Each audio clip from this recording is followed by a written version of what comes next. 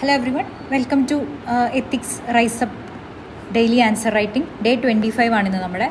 അപ്പോൾ ഇന്ന് നമ്മളോട് ചോദിച്ചിരിക്കുന്ന question is based on our syllabus only. Distinguish between Code of Ethics and Code of Conduct with suitable examples. നമ്മൾ നോക്കുമ്പോൾ നമുക്കറിയാം code of ethics code of conduct related ആയിട്ട് നമ്മൾ ചെക്ക് ചെയ്ത് കഴിഞ്ഞാൽ തന്നെ PYQs ഒരുപാട് ചോദിച്ചിട്ടുണ്ട്. ഡയറക്റ്റ്ലി തന്നെ ഡിസ്റ്റിങ്വിഷ് ചെയ്യാൻ പറഞ്ഞ് ക്വസ്റ്റ്യൻസ് ചോദിച്ച് കണ്ടിട്ടുള്ള ഏരിയയാണ് ഈ പറയുന്നത്. അപ്പോൾ ഡയറക്റ്റ് ക്വസ്റ്റ്യൻ ആണ്, നമുക്ക് ഡയറക്റ്റ് ആയിട്ട് തന്നെ ആൻസർ ചെയ്യാൻ പറ്റും. അത് എത്ര ബെറ്ററായിട്ട് നമ്മൾ പ്രസൻറ്റ് ചെയ്യുന്നു എന്നുള്ളതനുസരിച്ചിട്ടാണ് നമ്മുടെ മാർക്ക് അവിടെ വീഴുന്നത്. അപ്പോൾ ഇതിൻ്റെ ഒരു മോഡൽ നോക്കുകയാണെങ്കിൽ നമുക്ക് ആക്ച്വലി എന്താണ് ഈ പറയുന്ന കോഡ് ഓഫ് കണ്ടക്ട്, എന്താണ് കോഡ് ഓഫ് എത്തിക്സ് എന്നുള്ളത് ജസ്റ്റ് പറഞ്ഞു തുടങ്ങാം. അതിനുശേഷം ഇതിൻ്റെ ഡിഫറൻസ് ചോദിച്ചതുകൊണ്ട് തന്നെ അതൊരു ടേബിളാക്കി കൊടുക്കുകയാണെങ്കിൽ കുറച്ചും കൂടി വളരെ ഓർഗനൈസ്ഡായി വളരെ വൃത്തിയിൽ നമുക്ക് പറയാൻ വേണ്ടി പറ്റും. അപ്പം ഇത് എന്തൊക്കെ കൊടുക്കാമെന്ന് ചോദിച്ചു കഴിഞ്ഞാൽ ഇനീഷ്യലി തന്നെ നമ്മുടെ ഇൻട്രോയിലേക്ക് വരുമ്പം every organisation needs guiding framework to ensure integrity and accountability.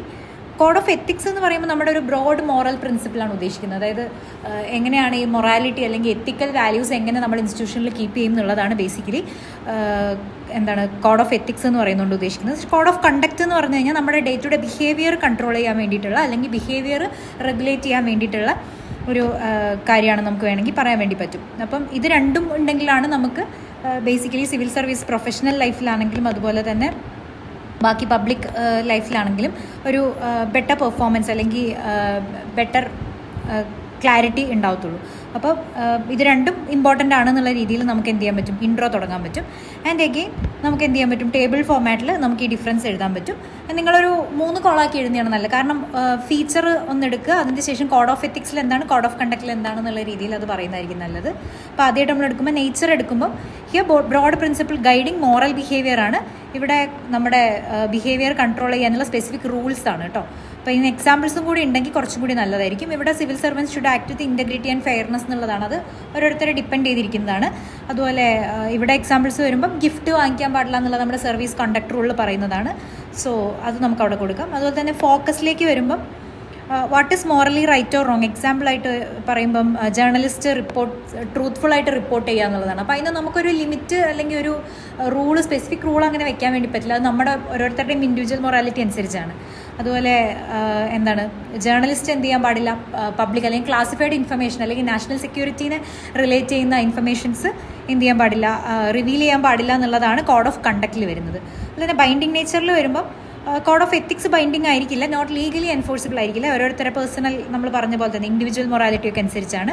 പക്ഷേ കോഡ് ഓഫ് കണ്ടക്ട് പലപ്പോഴും മാൻഡേറ്ററി ആൻഡ് എൻഫോഴ്സിബിൾ ആണ്. ഇപ്പോൾ നമ്മൾ സർവീസ് കണ്ടക്ട് റൂളിന് അഗെയിൻസ്റ്റ് ആയിട്ട് ബിഹേവ് ചെയ്ത് കഴിഞ്ഞാൽ നമ്മുടെ സർവീസ് എന്ത് ചെയ്യാൻ പറ്റും, നമ്മളെ സസ്പെൻഡ് ചെയ്യാൻ പറ്റും, നമുക്കെതിരെ ഡിസിപ്ലിനറി ആക്ഷൻസ് ഒക്കെ എടുക്കാൻ വേണ്ടി പറ്റും. അതുപോലെ തന്നെ പേർപ്പസ് എന്ന് പറയുമ്പോൾ ഒന്ന് നമ്മുടെ എത്തിക്കൽ ഡിസിഷൻ മേക്കിംഗ് അല്ലെങ്കിൽ എത്തിക്കൽ വാല്യൂസ് അല്ലെങ്കിൽ എത്തിക്കൽ പ്രിൻസിപ്പിൾസ് അപ്ഹോൾഡ് ചെയ്യുക എന്നുള്ളതാണ് കോഡ് ഓഫ് എത്തിക്സിൻ്റെ ഒരു പ്രിൻസിപ്പിൾ എന്ന് പറയുന്നത്. കോഡ് ഓഫ് കണ്ടക്ട് വരുമ്പോൾ ഡിസിപ്ലിൻ എന്നുള്ള ഒരു ഫാക്ടറാണ് ബേസിക്കലി വരുന്നത്. അതുപോലെ തന്നെ സ്കോപ്പ് എന്നൊരു ആസ്പെക്റ്റ് വരുമ്പം ബ്രോഡ്ലി നമ്മുടെ ഡിസിഷൻസിനും ആക്ഷൻസിനും ഒക്കെ ആയിട്ട് ഇതിനെ അപ്ലൈ ചെയ്യാൻ വേണ്ടി പറ്റും. ഇപ്പോൾ കോഡ് ഓഫ് എത്തിക്സ് എന്ന് പറയുന്നത് ബേസിക്കലി ഇപ്പോൾ ഒരു ഹയർ പൊസിഷനിലിരിക്കുന്ന ആൾക്കും അതിൻ്റെ തൊട്ട് താഴെ ഇരിക്കുന്ന ആൾക്കൊക്കെ ഏകദേശം സിമിലർ ആയിരിക്കും. അവരുടെ എത്തിക്കൽ വാല്യൂസ് അനുസരിച്ചായിരിക്കും. കൈക്കൂലി വാങ്ങിക്കരുത് അല്ലെങ്കിൽ ഓണസ്റ്റായി റിപ്പോർട്ട് ചെയ്യുക അല്ലെങ്കിൽ ഓണസ്റ്റായി ഇരിക്കുക എന്നുള്ളത് എല്ലാ ലെവലിലുള്ള ഓഫീസേഴ്സിനും പറഞ്ഞിട്ടുള്ള കാര്യങ്ങളാണ്. അതുപോലെ കോഡ് ഓഫ് കണ്ടക്റ്റിൻ്റെ കാര്യത്തിലാണെങ്കിൽ സ്പെസിഫിക് ആക്ഷൻസിന് സ്പെസിഫിക് റൂൾസ് അല്ലെങ്കിൽ ആ ഒരു രീതിയിലാണ് ഫോളോ ചെയ്ത് പോകുന്നത്. ഇപ്പോൾ നമ്മുടെ കോൺഫ്ലിക്റ്റ് ഓഫ് ഇൻട്രസ്റ്റ് വരുമ്പോൾ ജഡ്ജസ് അതിൽ നിന്ന് മാറി നിൽക്കുക എന്നുള്ളത് എന്ത് പറയാൻ പറ്റും, കോഡ് ഓഫ് കണ്ടക്റ്റിൻ്റെ ഭാഗമായിട്ട് നമുക്ക് പറയാൻ വേണ്ടി പറ്റും. ആൻഡ് ഫ്ലെക്സിബിലിറ്റിയിലേക്ക് വരുമ്പം നമ്മുടെ കോണ്ടെക്സ്റ്റ് അനുസരിച്ച് നമുക്ക് എന്ത് ചെയ്യാൻ പറ്റും, ഇതിനെ ഇൻ്റർപ്രറ്റ് ചെയ്യാൻ വേണ്ടി പറ്റും. ഇപ്പോൾ പോലീസ് ഒരു പോയിന്റിൽ വൾണറബിൾ സിറ്റിസൻസിനെ പ്രൊട്ടക്ട് ചെയ്യാൻ വേണ്ടി അവിടെ ആക്ഷൻ എടുക്കണോ, അവിടെ ലോ ആൻഡ് ഓർഡർ കീപ്പ് ചെയ്യണോ, അതോ ആൾക്കാർക്ക് എഗെയിൻസ്റ്റ് ആൾക്കാർക്കുള്ള എംപതി അപ്ഹോൾഡ് ചെയ്യണോ എന്നുള്ളതൊക്കെ എന്ത് ചെയ്തിരിക്കും, ഈ പറയുന്ന ഇൻ്റർപ്രിട്ടേഷനെ ബേസ് ചെയ്തിരിക്കും. അവിടുത്തെ ഒരു കോണ്ടെക്സ്റ്റും കൂടി അനുസരിച്ചാണ് ഈ പറയുന്ന കോഡ് ഓഫ് എത്തിക്സ് വർക്ക് ചെയ്യുക. കോഡ് ഓഫ് കണ്ടക്റ്റിൽ എന്ന് പറയുന്നത് പ്രോപ്പറായിട്ട് നമ്മൾ ആ റൂൾസ് ആൻഡ് റെഗുലേഷൻസ് പ്രോപ്പറായി ഫോളോ ചെയ്ത് പോകുക എന്നുള്ളതാണ്. അവിടെ കോണ്ടെക്സ്റ്റ് സ്പെസിഫിക് അല്ല, പകരം അവിടെ നമ്മളുടെ അടുത്ത് റിട്ടേൺ ആയിട്ടോ അല്ലാതെയോ ഉള്ള റൂൾസ് ആൻഡ് റെഗുലേഷൻസ് പ്രോപ്പറായിട്ട് ഫോളോ ചെയ്ത് പോകുക എന്നുള്ളതാണ് കേട്ടോ.